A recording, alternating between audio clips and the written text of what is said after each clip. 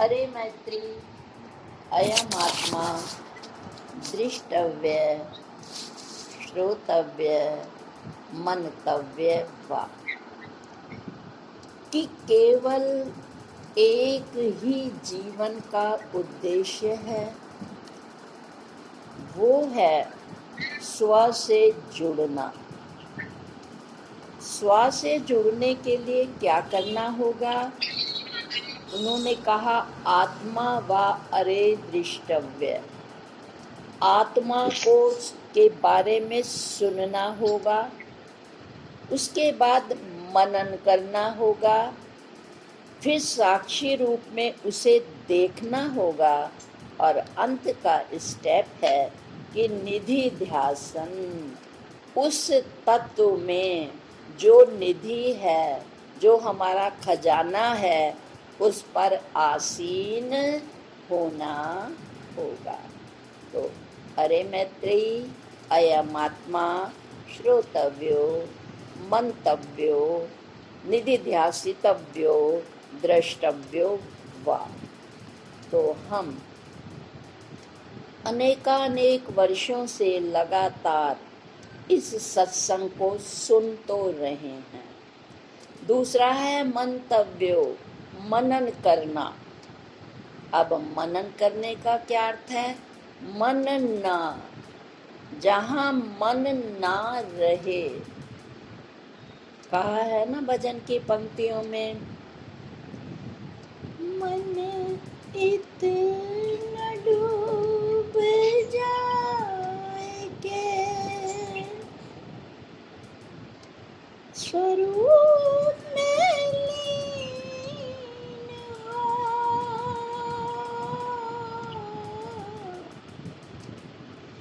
प्रेम कर ले प्रभु से आज के जीवन रंगीन हो।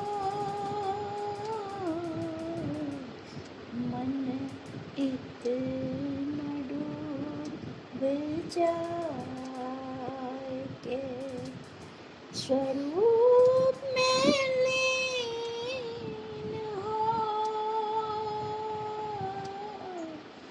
प्रेम कर ले प्रभु से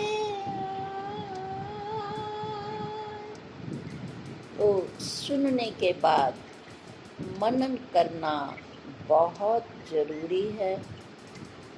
हमने सुनते समय मनन किया हो या ना किया हो, एक बार समष्टिगत कारण से इतने दिन सत्संग बंद रहा,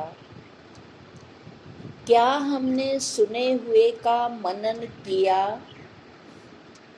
जो भी बताया जाता है कि स्वाध्याय करें, ध्यान पर बैठें, नाम जप करें, क्या इस अंतराल में हमारे मन ने, यूं कहिए हमने, क्या अंतर में आने की इन साधनों के द्वारा कोशिश की?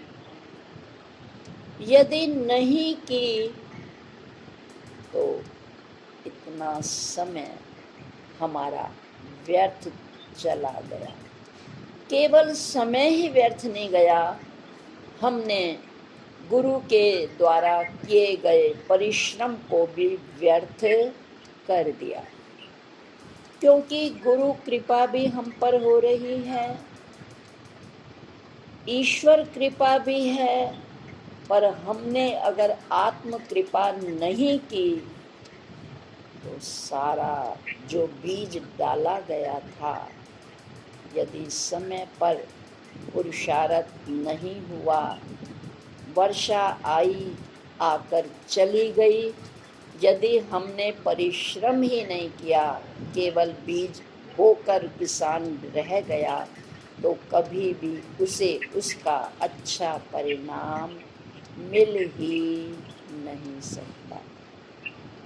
खैर, हमने आत्म कृपा की हो ना की हो, पर गुरुदेव और संत भगवंत उन्हें हम पर कृपा करते हुए हमें गीता के 10वें अध्याय से जोड़ रहे हैं, जिसका नाम है विभूति योग। चलिए आज हम इस विभूति योग के 7वें श्लोक में प्रवेश करते हैं।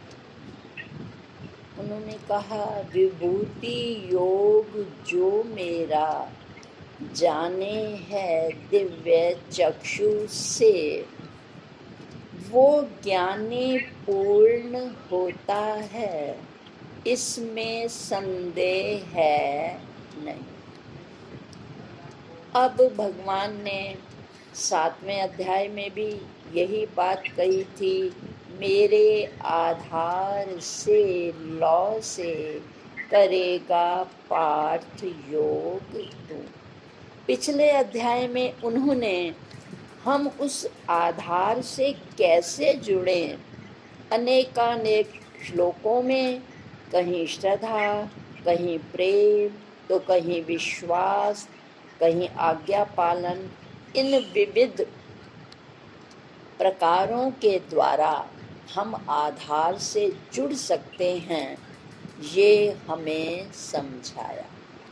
और आज वो फिर जुड़ने की ही बात कर रहे हैं, क्योंकि पूज्य बीजी महाराज भी कहते थे कि जे जुड़ जासें ता सुख पासें, जे ना जुड़ से पया रुल से।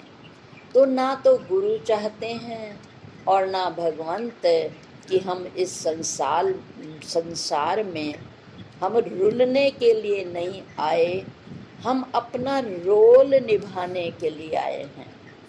ये संसार भले ही शूल से भरा हो, पर अगर हम मूल से जुड़ते हैं तो ये शूल भी फूल बन जाते हैं। तो आज वो कह रहे हैं कि विभूति योग जो मेरा जाने दिव्य चक्षु से, वो ज्ञानी पूर्ण होता है, इसमें संदेह है नहीं। तो 3 तरह के लोग इस संसार में जुड़ते हैं। पहला है ऐश्वर्य योग। इस योग में जो व्यक्ति होता है वो ईश्वर के ऐश्वर्य को देखकर उससे जुड़ता है। जैसे किसी कवि ने कहा है, जिसने सूरज चांद बनाया, जिसने चिड़ियों को चहकाया, जिसने फूलों को महकाया, जिसने सारा जगत बनाया, हम उस ईश्वर के गुण गाएं और उसे प्रेम से शीश झुकाएं। अब ये जो प्राणी हैं वो केवल ईश्वर के ऐश्वर्य को देखकर उनका क्षणिक गुणगान करके जुड़ रहा है। जब उसने उपवन के सुंदर फूलों को देखा, गगनगामी रंग बिरंगे पक्षियों को देखा, हिलोरे मारती नदी और झरनों की कलकल की आवाज़ को सुना, तो ईश्वर के इस ऐश्वर्य को देखकर वो थोड़ी देर के लिए जुड़ा। जब तक वो दृश्य रहे या वो दृश्यों के साथ रहा, उसने ईश्वर की महिमा का गान किया और थोड़ी देर के लिए जुड़ा, और फिर जब वो दृश्यों से विलग हो गया तो फिर वैसे का वैसे हो गया। ये है ऐश्वर्य योग।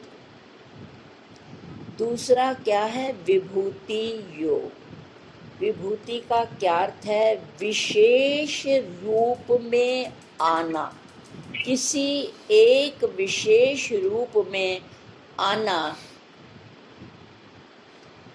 इसका है नाम विभूति योग। किसी भी अनेक आकार हैं, परंतु साधक विभिन्न आकारों में से किसी एक विशिष्ट आकार को चुन लेता है और वो उससे ही जुड़ जाता है। जिस प्रकार कोई व्यक्ति भगवान राम के आकार से जुड़ा है, कोई कृष्ण से जुड़ा है, शैव लोग शिव से जुड़ते हैं और उनकी आराधना करते हैं, विष्णु मार्गी भगवान विष्णु से जुड़ते हैं, और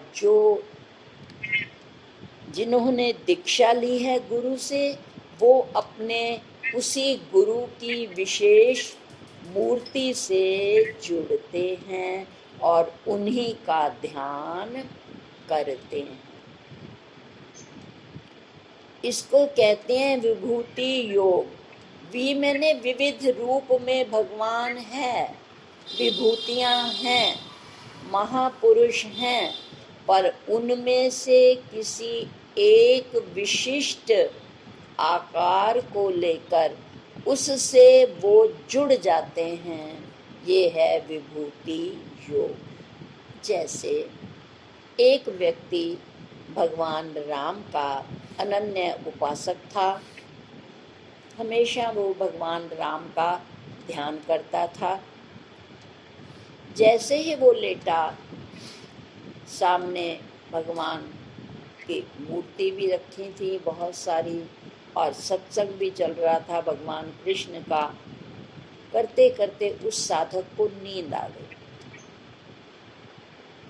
और जब वो थोड़ा निद्रा में था, एकदम उसे भगवान कृष्ण की आकृति दिखाई दी। वो तुरंत खड़ा हो गया और एकदम उसने आंखें खोल ली। बोले, नहीं नहीं, मैं तो राम का उपासक हूँ। ये क्या हुआ? आज कृष्ण कैसे मेरे ध्यान में आ गए? तो वो डरने लगा, नहीं, भगवान राम नाराज ना हो जाएं, मैं तो राम का उपासक हूँ। और वो क्या बोला कि धनुष बाण है जिनके हाथ, सीता जी हैं जिनके साथ, लक्ष्मण जी हैं जिनके पास, मुझे तो उसी राम की आस। तो वो जुड़ा तो सही, पर वो एक राम की आकृति से ही जुड़ा रह गया। ये है विभूति योग। अब दूसरा वो कह रहे हैं, जो तीसरा है वो क्या है? वो कहते हैं वो है अविकम्प योग। अविकम्प योग का क्या मतलब है कि ना डोले ना कभी हिले, चाहे जैसा भी हो मौका, आत्मनिष्ठ न खाए धोखा। जिसकी वृत्ति आत्मा में निष्ठावान हो गई है, वो चाहे आकार जैसा भी हो, वो आधार से ही जुड़ा रहता है। ना तो आकार उसके द्वारा स्वीकार है, ना ही अस्वीकार है, क्योंकि वो आकार को महत्व देता ही नहीं है। उसकी दृष्टि आकार पर होती ही नहीं है। वो डायरेक्ट किससे जुड़ता है? आधार से।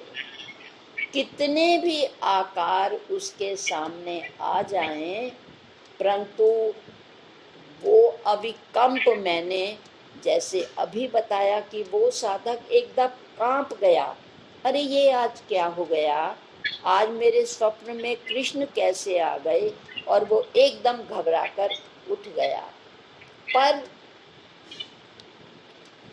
जो अविकम्प योग का साधक है, वो इस बात को मानता है, हर देश में तुम, हर वेश में तुम, तेरे नाम अनेक तू एक ही है। तो वो आकार को अलग नहीं देखता, उसको पता है आकार केवल कार्य है, कारण तो आत्मा ही है, और कार्य कारण से भिन्न नहीं हुआ करता। इसलिए हमारे श्रुति ने सूत्र दिया, सत अकारणवत नित्यम।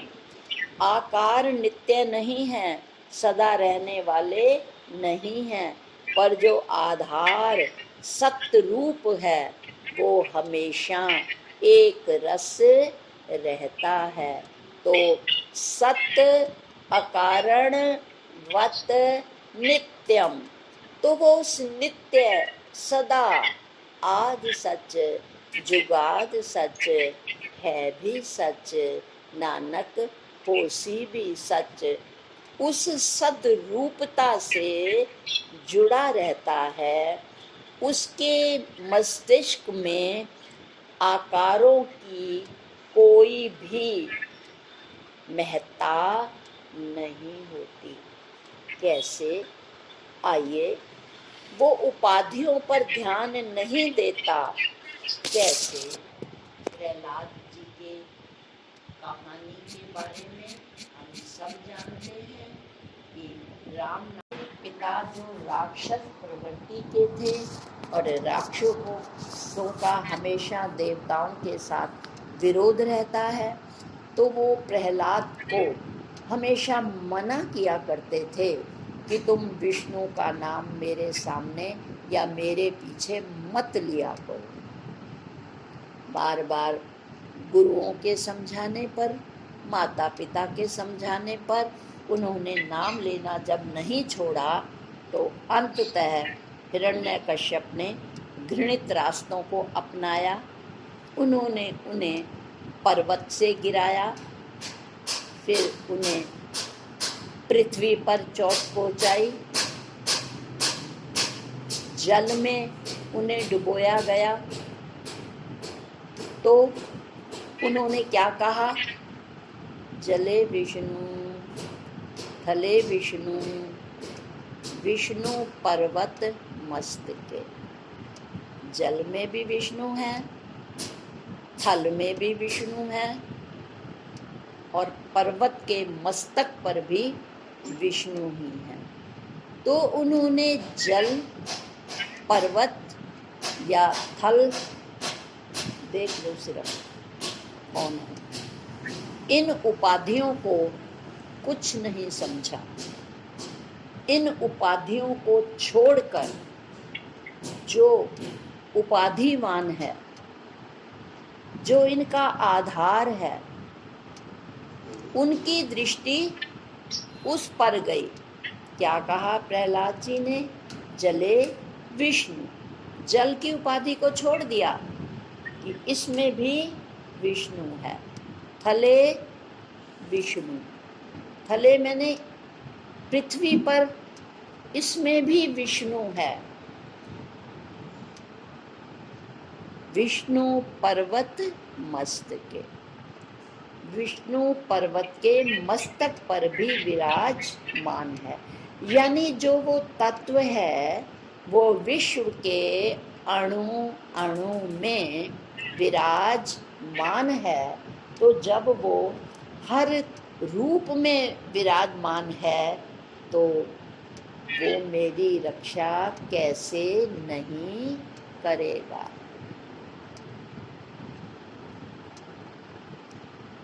तो ये उदाहरण हमें बताता है कि जिनकी निष्ठा ईश्वर में या उस आधार में होती है, वो किसी भी रूप में परेशान नहीं हुआ करते। वो कहते हैं, धूल में मिल जाओगे तो भी तुम्हें मैं छान लूँगा, मैं तुम्हें पहचान लूंगा। उनकी दृष्टि उपाधियों पर नहीं होती, उपाधिवान पर होती है। उपाधि हमेशा एक रस नहीं रहा करती। इसका सूत्र है उपाधि भिद्यते न तू तद्वान। उपाधि भेद को प्राप्त होती है, उपाधिवान कभी भी भेद को प्राप्त नहीं होता। क्योंकि शांति और आनंद मूल में है, तत्व में है। आकार में कभी भी कोई लंबे समय तक शांत नहीं रह सकता। तृप्ति हमेशा आधार में होती है। शांति और आनंद आधार को जानकर ही होता है। उसको पता है आकार बदलने वाले हैं, पर आधार एक रस रहता है। देखिए, एक उदाहरण से इसे समझने की कोशिश करेंगे। क्या लंबा सफर करके आता है मेहमान घर में, जैसे ही वो आता है, यदि हम उसको रूह अफ़ज़ा, शिकंजी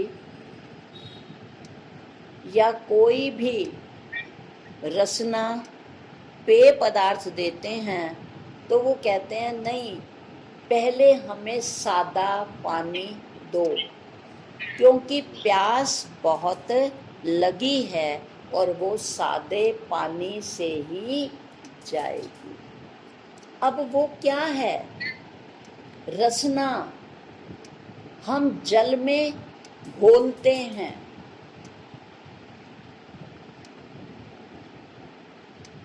ठंडाई या नींबू हम रस में मिलाते हैं।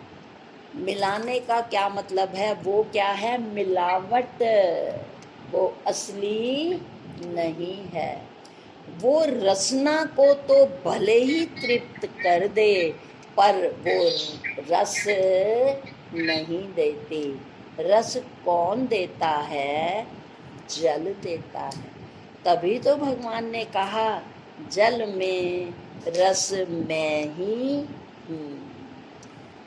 तो वो कहते हैं ठीक इसी तरह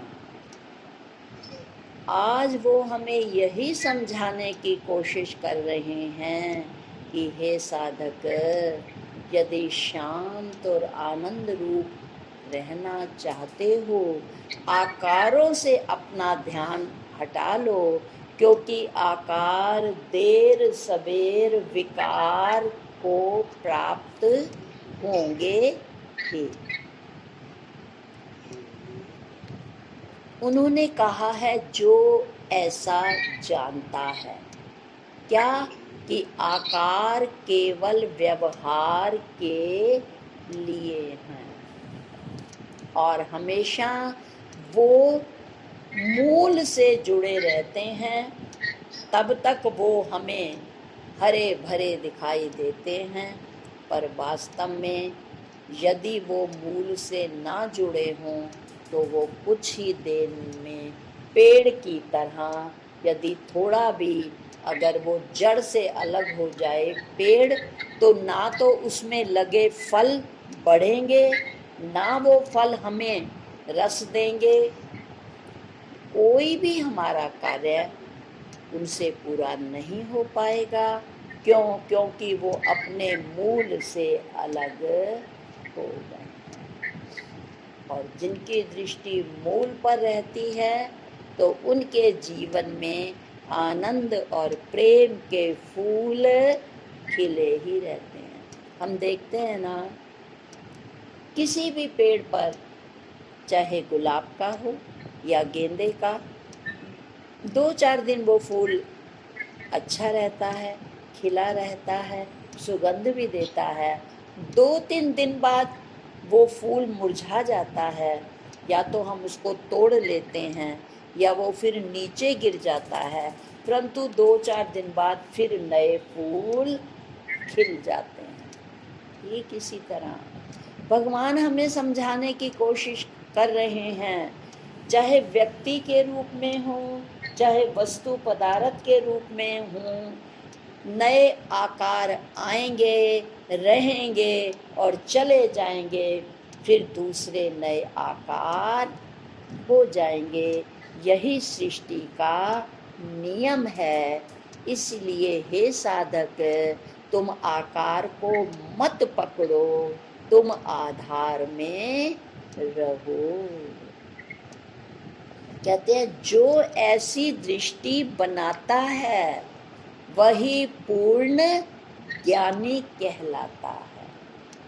पूर्ण ज्ञानी की पहचान क्या है? हर समय, हर परिस्थिति में और हर रूप में वो हरि को ही देखता है। जैसे नामदेव जब सभा में बैठे थे, सहजोबाई ने सबकी परीक्षा लेकर कहा था नामदेव के सिर पर ठोक बजाकर कि ये घड़ा कच्चा है, यानी इसकी अभी इतना सुनने के बाद भी अभी इसकी निष्ठा नहीं है। फिर सबकी सलाह करो। अब गुरु विश्ववर खेचा के पास ज्ञान दृष्टि बनाई थी। फिर समय समय पर वो संकल्प के द्वारा उनकी परीक्षा लिया करते थे। श्वान की कहानी तो आपने सुनी ही हुई है कि वो जब टुकड़ा लेकर जा रहा था तब उन्होंने यही कहा था कि प्रभु जी रूखी तो ना खाओ। इसी तरह एक बार नामदेव जी संध्या वंदन करके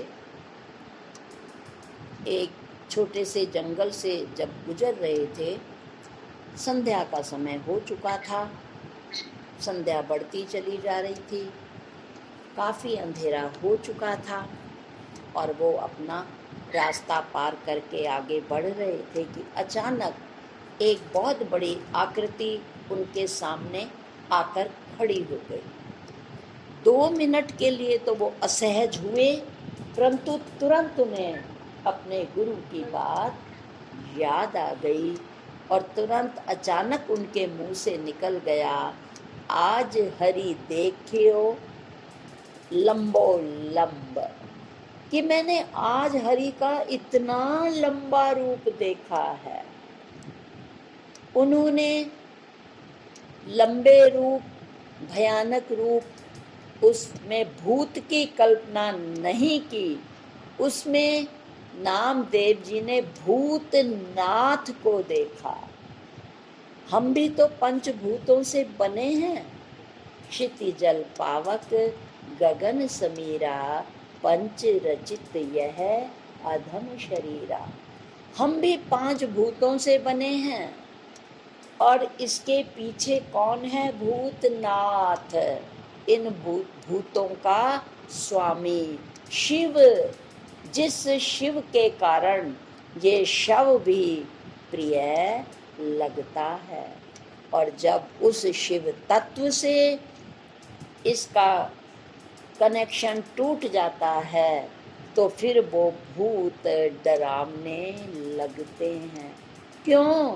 क्योंकि ये इतना सरस, इतना सुंदर इसलिए दिखाई दे रहा था, उस फूल फल की भांति। जब तक ये मूल से जुड़ा था वो फूल तो हरा भरा था, और जब वो मूल से गिर गया आंधी के कारण तो फिर वो मुरझा गया। तो ठीक इसी प्रकार जब ये भूतनाथ यानी शिव स्वरूप से जुड़ा होता है तो ये सरस सुंदर आकर्षण का केंद्र होता है, और जब इसका शिव तत्व से विच्छेद हो जाता है तो वही शरीर शव के रूप में डरावना लगता है। तो वो कहते हैं, हमें यही समझा रहे हैं कि इन आकारों में तो विकार आएगा ही आएगा, पर जो साधक किसी भी अवस्था में इन विकारों को, आकारों को देखकर विचलित नहीं होता, उसकी दृष्टि यही रहती है, अरे ये आज मुझे आकार विकृति रूप क्यों दिखाई दे रहा है, ये आकृति विकृति को क्यों प्राप्त हो गई, क्योंकि इसका अपने मूल से विच्छेद हो गया। और हम संसारी तुरंत उस विकृति को देखकर दुखी सुखी होने लगते हैं। क्यों? क्योंकि हम उसके मूल को, उस तत्व को, उस सद्रूपता को भूल जाते हैं। तो आज वो हमें यही समझाने की कोशिश कर रहे हैं कि कोई भी हर वस्तु में, हर समय, हर रूप में कोशिश करो देखने की, उस सद्रूपता को, उस आत्म तत्व को देखने की कोशिश करते रहो। देखत देखत देखत जाई, मिटे द्वैत एक ही रह जाई। प्रयास करते रहो, तभी हमारे शास्त्र में कहा चरय रहती, चरय रहती, चरय रहती, कि चले चलो, बढ़े चलो, रुको मत, प्रयास जारी रखो। और एक दिन क्या होगा कि आप जब प्रयास जारी रखेंगे तो जर्रे जर्रे में है झांकी भगवान की, और किसी नूर वाली आँख ने पहचान की। कोई नूर वाली आँख ही जान सकती है कि जर्रे जर्रे में है झांकी भगवान की। पर जरा ध्यान दीजिए, इसके लिए प्रयत्न जारी रखना पड़ेगा। सामान्य साधकों की तरह नहीं कि जब तक जोर लगाया जाता है तब तक कुछ ना कुछ इन आकारों के अड्डों को छोड़ते हैं, और जब गुरु का प्रयास, संतों का प्रयास किसी कारण से थोड़ा उनसे वियोग हो जाता है, तो फिर हम उसी स्तर पर आ जाते हैं जिस स्तर पर थे। क्यों आ जाते हैं? क्योंकि हमारा प्रयास जारी नहीं है। तो आज यही समझा रहे हैं। एक बार इसी तरह प्रसंगवश पूज्य बीजी ने भी सत्संग में ऐसा समझाया, एक सत्तावाद के बारे में। और फिर जो उनके पास व्यक्तिगत रूप में आती थी, जो व्यक्तिगत रूप में आता है उन्हीं से प्रश्न किए जाते हैं और उन्हीं के प्रश्नों का समाधान किया जाता है। जिनका दूर दूर तक कोई संबंध ही नहीं, तो ज्ञान भी उनसे कभी संबंध रखता ही नहीं, वो उन्हें छोड़ जाता है। ज्ञान देने वाले के साथ यदि संबंध नहीं जोड़ते तो कभी भी ज्ञान पल्लवित पुष्पित नहीं हो सकता। तो उन्होंने किसी बहन से पूछा कि जो सत्संग में समझाया जाता है कि एकमेव अद्वितीय नैनास्ति, विश्व में सब मैं ही हूँ, दूसरा कुछ है नहीं, जो ये समझाया था क्या तुम्हारी दृष्टि में आया? क्या तुमने वैसा देखा?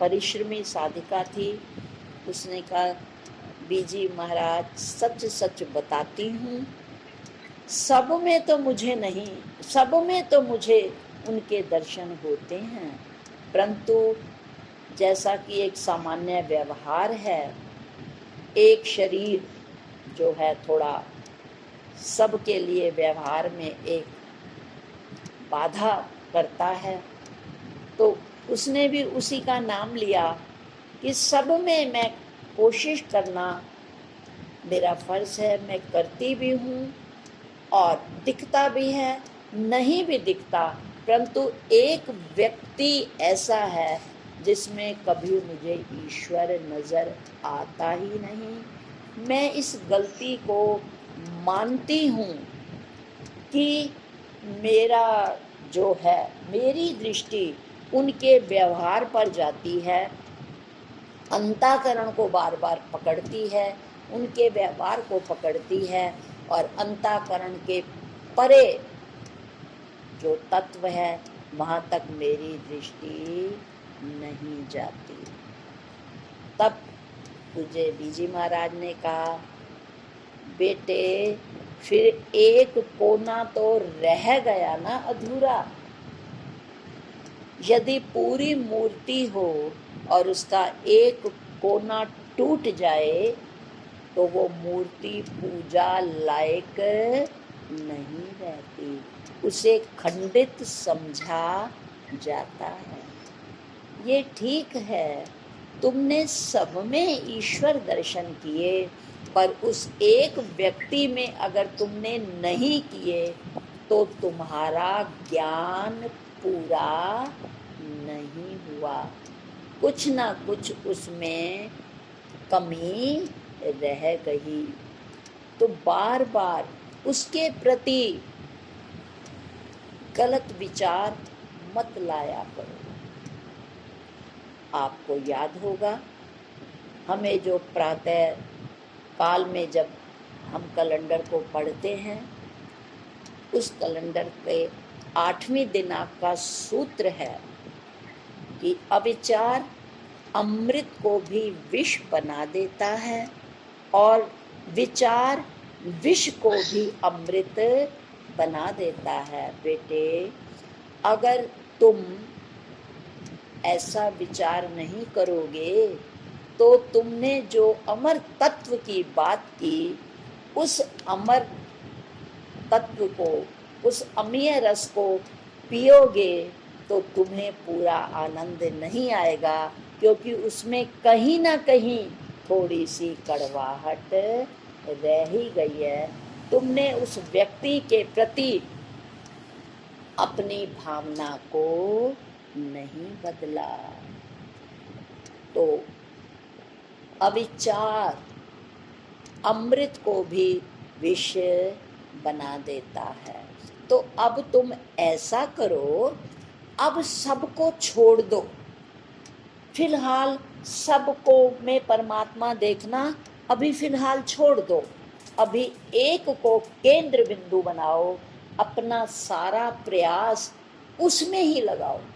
जब भी उसकी क्रिया तुम्हें दिखाई देने लगे, तुरंत मन मन में बोलना, नहीं नहीं, ये भी आत्म रूप है, ये भी ईश्वर रूप है, ये भी मुझसे भिन्न नहीं है, ये इसका अंतःकरण ऐसी क्रिया करवा रहा है। अंतःकरण के सबके अपने अपने धर्म होते हैं। सब व्यक्ति अपने अंतःकरण के 3 गुणों के अनुसार काम करता है। मैं भी तो अंतःकरण के गुणों के अनुसार काम करती हूँ ना। तो सामने वाला भी जो गुण उसमें, जो ऐनक में शीशा लगा होगा, अगर काले रंग का लगा होगा तो वो व्यक्ति, उसको काला दिखाई देगा, सफ़ेद कपड़ा भी। और अगर हरा रंग का चश्मा होगा तो उसको हर वस्तु पीली नीली होते हुए भी हरी ही दिखाई देगी। इसलिए बेटे उसमें भी तुम हर घड़ी हरी देखने की कोशिश करना, और ऐसी कोशिश करते करते एक दिन तुम भी हरि रूप हो जाओगी। मीरा जी का उदाहरण भी हमारे सामने है कि राणा जी की तरफ से कोई व्यक्ति राज दरबार के आदेशानुसार मीरा जी के पास आया। एक ट्रे में प्याला रखा था और उन्होंने विक्रम का संदेश दिया कि आपके देवर जी ने कहा है ये भगवान कृष्ण के चरणों का अमृत मुझे सौभाग्य से प्राप्त हुआ है और ये मैं आपके लिए भेज रहा हूँ। इस बात को सुनते ही मीरा जी मगन हो गईं, प्रसन्न हो गईं कि आज राणा जी का हृदय कैसे बदल गया, उन्होंने मेरे ऊपर कैसे कृपा की कि मुझे भगवान कृष्ण के चरणों का अमृत मेरे पास भेजा है। और अभी उनका हृदय आह्लाद से उछल ही रहा था कि उदा जो उसको जब पता लगा उनकी नंद थी, वो घबरा गई कि कभी इनको कुछ हो गया तो एक तो ये निर्दोष हैं और दूसरा यदि इन्हें कुछ हो गया तो हमारे राजमहल की निंदा होगी। इन्हीं दो कारणों को सोचकर उसने आकर धीरे से कहा, भाभी इस जल को मत पीना, ये कृष्ण अमृत जल नहीं है, इसमें कुछ विष मिला है। पर वो इतने मगन थी उस जल को देखकर कि आज तो कृपा की प्रभु ने कि मुझे उनके चरणामृत प्राप्त हो गया है।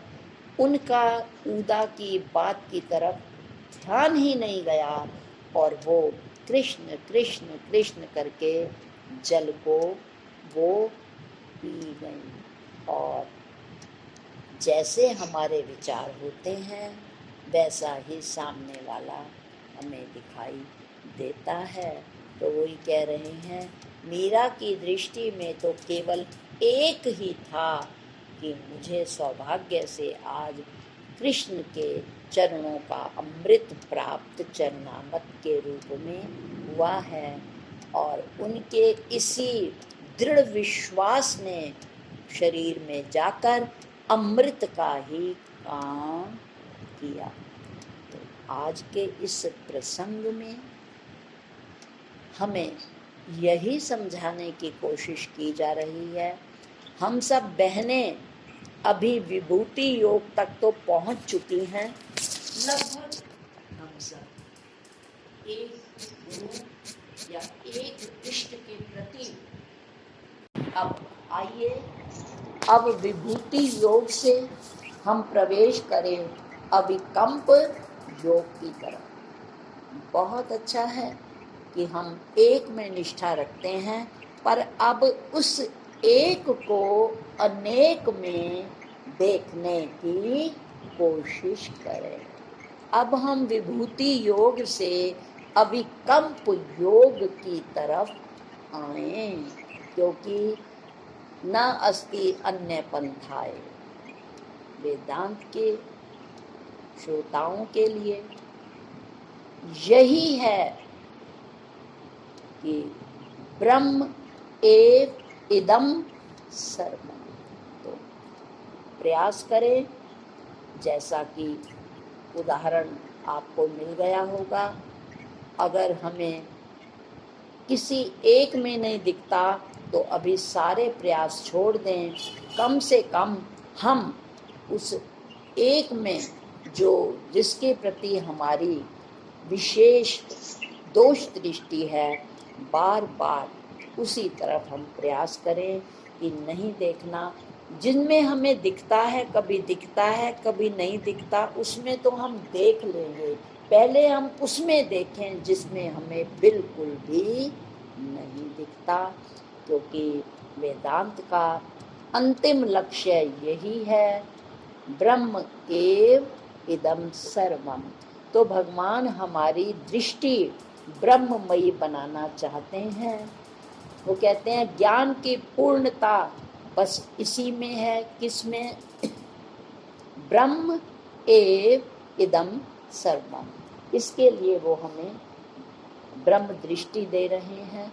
तभी उन्हें कहा कि दृष्टि ब्रह्ममयी कृत्वा पश्येत आत्मवत जगत। अपनी दृष्टि ब्रह्म में करें और ब्रह्म में दृष्टि बनाएं, क्योंकि ब्रह्म दृष्टि उत्कर्ष। ये ब्रह्म दृष्टि हमें ऊंचाइयों की तरफ ले जाने की कोशिश करेगी। इसलिए प्रभु आज हमें इस विभूति योग से अविकल्प योग की तरफ ले जाना चाहते हैं। सार रूप में यदि हमें इतनी गूढ़ बात नहीं समझ आती तो दो पंक्तियों को याद रखें कि सब विच देखें अपने आप नू जी आप नू, अंदर भी आप नू बाहर भी आप नू, भूल के ना मैं मन्नी आप नू जी आप नू। अपनी दृष्टि केवल मैं और मेरे तक मत रखना। विश्व में सब मैं ही हूँ, दूसरा कुछ है नहीं। मेरे में सब हैं जैसे सूत में मणि सूत के। मणियाँ जो हैं मोती हैं वो व्यतिरेक हैं। व्यतिरेक मैंने होता है बदलने वाला, और अन्वय का अर्थ है अनुअय। इस बदलने वाले के पीछे जो आधार है उसे वेदांत में अन्वय कहते हैं, और जो आकार है उसे व्यतिरेक कहते हैं। तो आज का यही विषय है कि हमारी दृष्टि व्यतिरेक पर ना होकर अन्वय पर हो, आकार पे ना होकर आधार पर हो। तो जो हमारे जीवन का लक्ष्य है, यदि हम ऐसी दृष्टि बना लेंगे तो हमारा संसार में आना सार्थक होगा। इन्हीं शब्दों के साथ आज यही वाणी को विराम। ओम शांति शांति शांति।